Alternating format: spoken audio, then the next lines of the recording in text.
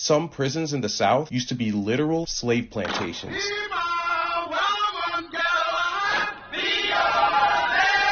In 1901, Mississippi purchased Parchman Farm to put incarcerated people to work, and it operated almost the same way a slave plantation would. Prisoners worked 10 hours a day, 6 days a week, picking cotton and plowing fields. They slept in long, single-story buildings called cages. The superintendent operated like a slave owner, and the white guards functioned like overseers. Parchman isn't the only plantation-turned-prison. There's also Angola in Louisiana, the largest maximum security prison in the U.S., and the Cummins Unit in Arkansas. So how was any of this legal? Because even though the 13th Amendment abolished slavery, it made an exception for people convicted of crimes.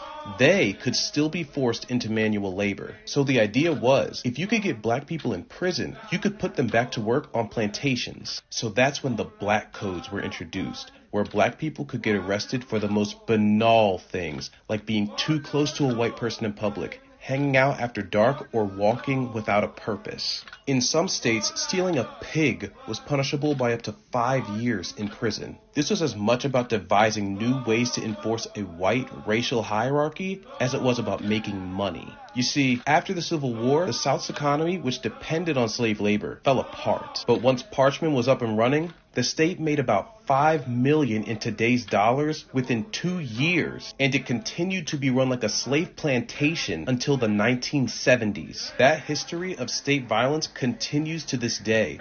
Water don't even run, man. Look at these walls. Look at all that mold and all these spots.